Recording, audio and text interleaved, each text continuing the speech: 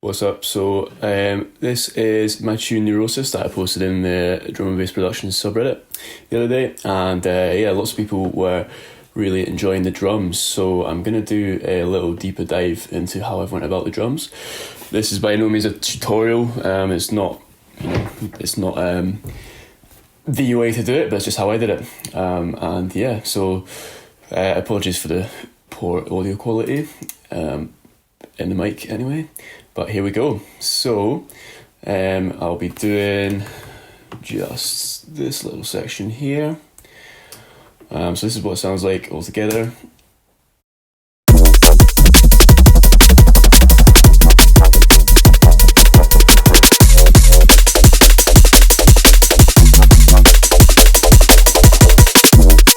Okay, so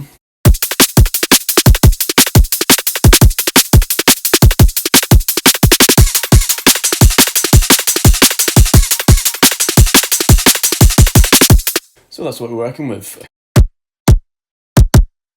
Okay, so this is the kick by itself. And what I'll do is I'll take off all of these effects here. Inside phase plant, it is a one sine wave, one square wave, and then a group with a sine wave and noise, white noise. And I'll take off these as well. So I'll just go step by step here, if I can remember. So we have got, yeah, so that is all it is without processing.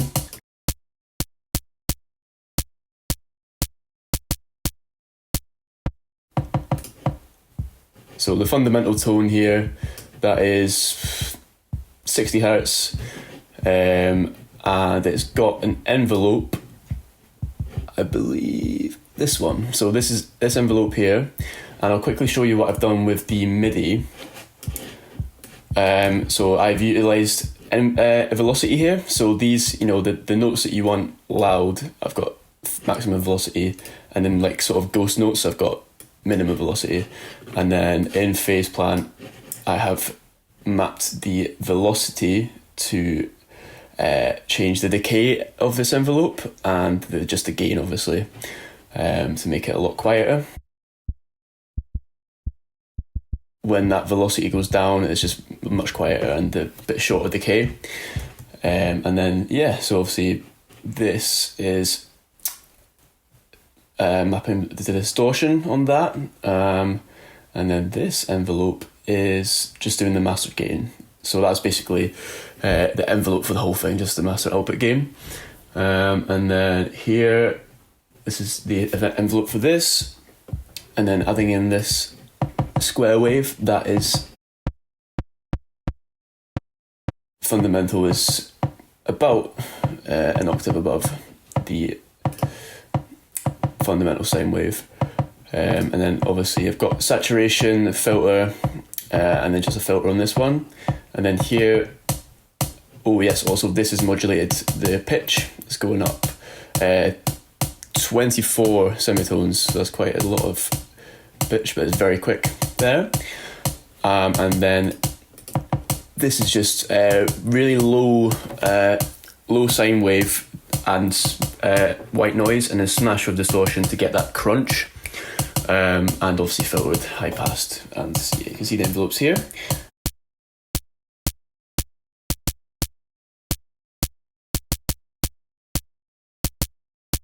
The white noises go into this filter here, which is just band pass, and then everything then is going into this more distortion, and then that's where the gain comes in with the velocity. You can hear it there. So that's all inside phase plant. EQ, more EQ. So this one's important. I found that a really steep high pass at around 15 hertz, it obviously it causes phase issues, which is why I've got this in natural phase here. But yeah, you can use it to your advantage. So that's with it, and that's it without. And obviously this is not how you're meant to use EQ, but I found the phase, phase distortion, actually added a lot of weight to the kick, and didn't make it peak much louder. So peaking at minus 4.2 there, and then if I turn this off, it is peaking only at minus 4.6. So yeah, that worked really well. Might not work for everything though. And then shaper box, this is where a lot of the weight comes in. So this has just got a multi-band compression on the low, and then the highs as well. And then this volume shaper just maps to the audio, and yeah, so that is cutting off the low end after 1/16th note, and then this is doing it after the high end after 132 note. And then here, infiltrator, this is where a lot of the kick comes in. Clip distortion, very, very tight envelope.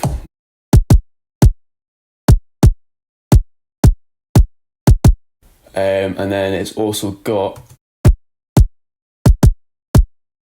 this drive on the master just a little bit, and this clean bass feature of Infiltrator 2 is really, really good. Just make sure the low end is nice and clean, and then obviously a clipper on the end because it's peaking well above. Got a little bit of gain on that clipper as well. So that is the kick, and let's move on to the snare. Okay, so the snare is that is a little bit more complicated within Faceplant. Lots more effects. Ignore these ones in the middle, they are not in use. But again, this is just 2 sine waves and white noise, and that's it. And you can see here the velocity mapping is doing a lot more.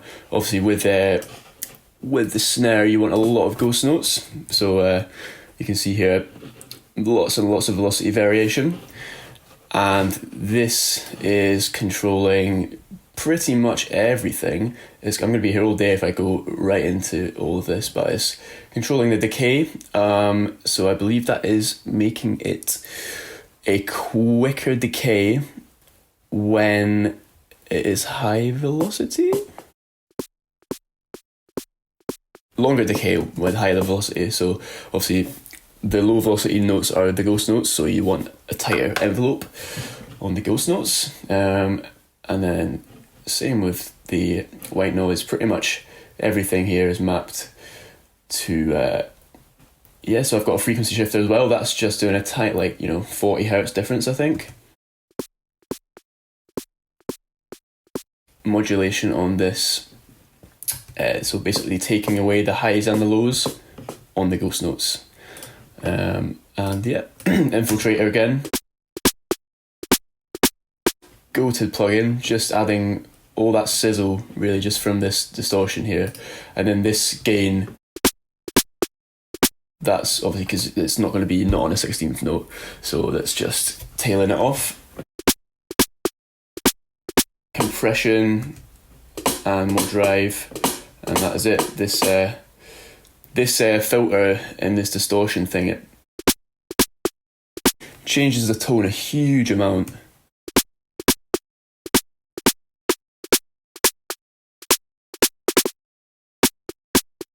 Yeah, Infiltrator 2, I don't fully understand it, but I'd love to know exactly what these knobs are doing, but they change it so much.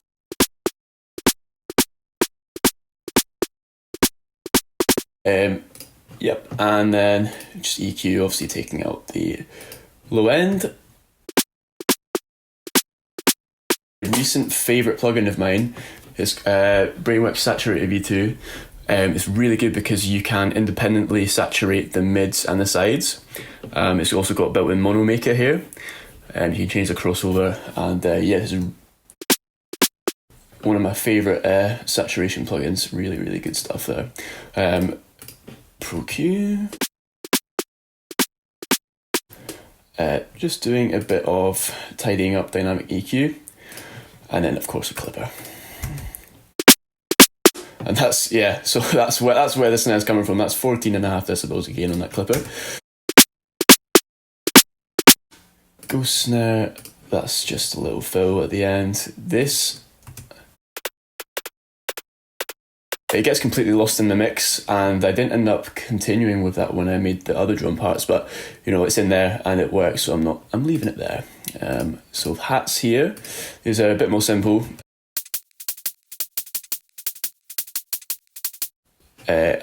This is just a sample, yeah, just a hi-hat, and then some noise as well, and more noise apparently. Yeah, and then we've got some velocity mapping all of this, just to get that groove going, so you can basically write in the groove with your MIDI notes. Chorus, ring modulation, reverb, compression, just the usual. It's pretty much the same as with the shaker. Same thing, just a sample and noise, and the ride. The ride itself has got sidechain from both the kick and the snare, actually. Different levels of sidechain from each. The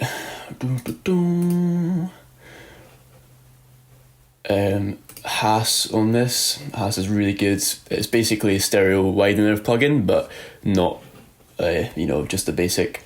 Pretty much all stereo widener plugins are just a Haas. So yeah, same thing. More sidechain, and then I've got all the tops going through this bus here.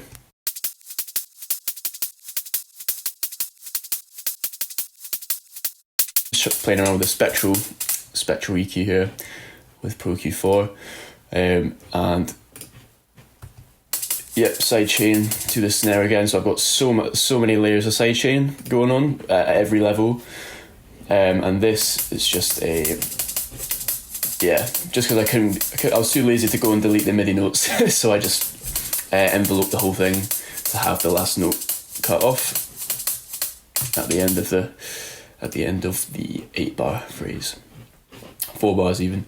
Okay, and then we will move on to the breaks. Breaks.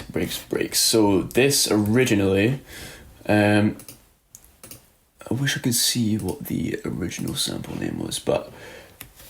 Yeah, this is what the breaks sound like. I'll put all these effects back on now. Should be fine.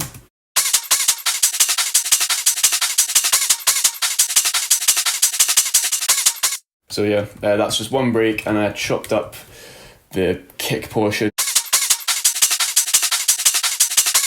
That's the same thing, looped. The highs, yeah, lots of high pass, lots of carving. I mean, if I just take this off, yeah, so that's taking out most of it. That's really all it's there for, is this sort of high mid fill in, and this filling in the space. Shaper box, this is the envelope. Tighten it up. Needs a lot of tightening up. The same on the low one. It's pretty much. Oh yeah, added some noise with Shaper Box to this one.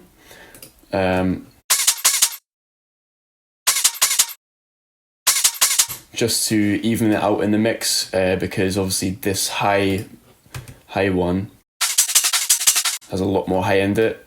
So I added some noise to the low bit to make it cut through the mix a bit more. And yes, I believe that's pretty much it for the breaks. More sidechain on everything. That is the key. Don't need to turn that off. Yeah. Okay, so that is pretty much it for the drums. I'll quickly go through my bus processing.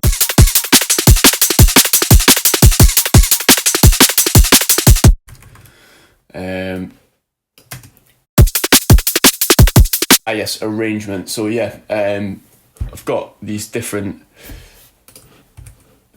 hats as well. How different are they? Pretty much the same, but the hats 2 track here, that should be there. That's pissing me off. So that is basically the same thing. But for some reason they both play. Have I got? See, it's been so long that I've worked on this stuff, I've forgotten why I did. Okay, yeah, so it works. If it ain't broke, don't fix it.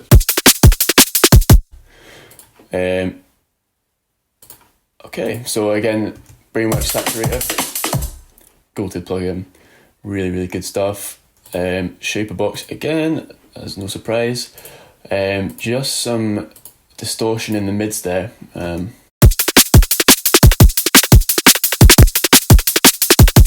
Subtle was only a little bit of mix, and then adding a little bit of width to the whole thing, just a high end.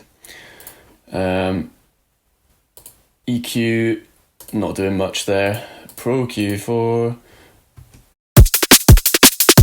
probably unnecessary, but it is what it is. This reverb is not in it, it's automated to come in. This delay, I believe, is automated somewhere. Yeah, it'll just be here.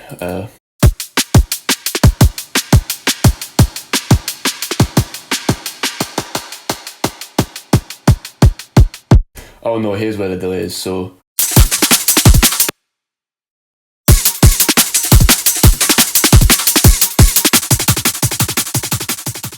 So yeah, I just automated in that delay on the very last beat of the drum bus before the breakdown. That's a really nice trick. Oh, and I'll quickly show you a cool trick I did. Yeah, so this effect here, I know we're just in this break here. So that this break here is just a bounce down of the entire drum bus. But yeah, what I did here.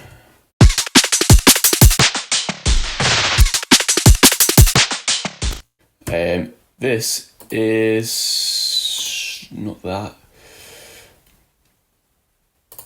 Yes, this time shaper on the shaper box. So I've got that automated to come in here, time shaper on. So that is just basically half timing it for that last bar there, and then also I've got a delay here, which is being automated to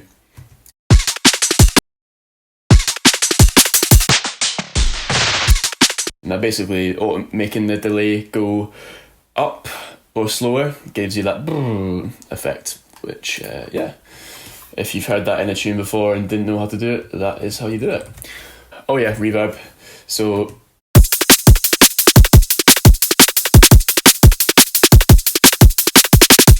very, very subtle. You can't really tell it, but yeah, that's all it is. But it just adds a nice coat onto the drums.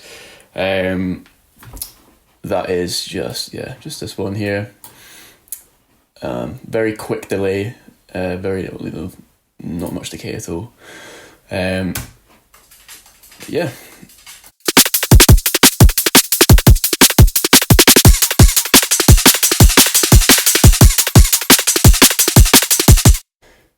That is about it.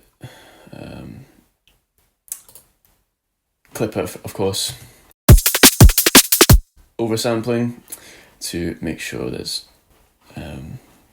yeah, you're not having loads of aliasing. when you're clipping. And yeah, this part here is my favourite section of drums.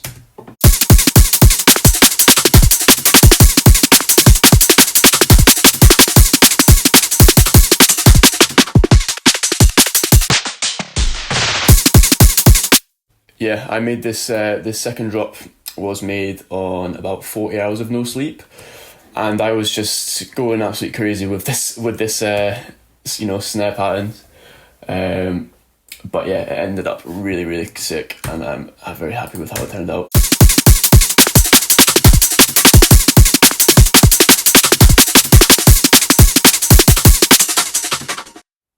But yes.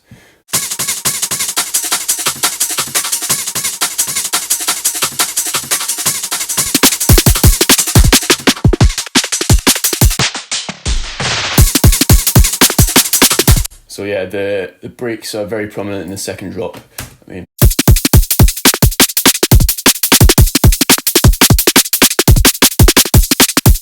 it still does work without the breaks, but yeah, they just add that whole layer and they fill out the mid-range and yeah. I wouldn't use the actual kick in the snare from the breaks like that. They tend to be really difficult to fit into the mix.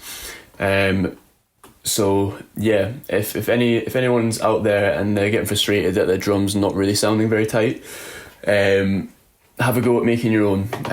It does. I know Faceplant is not cheap,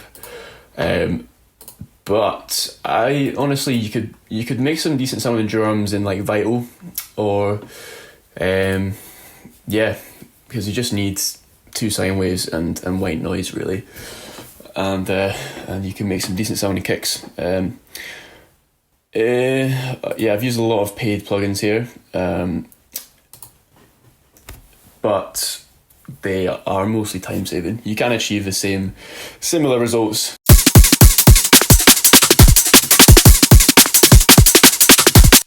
Yeah, if you made it this far, well done for putting up with my waffling.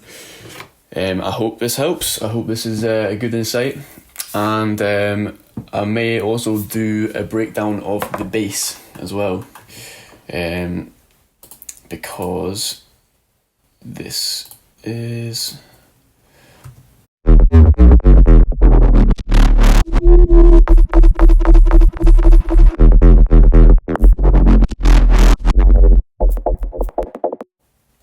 Cool, that'll be it. Cheers, bye-bye.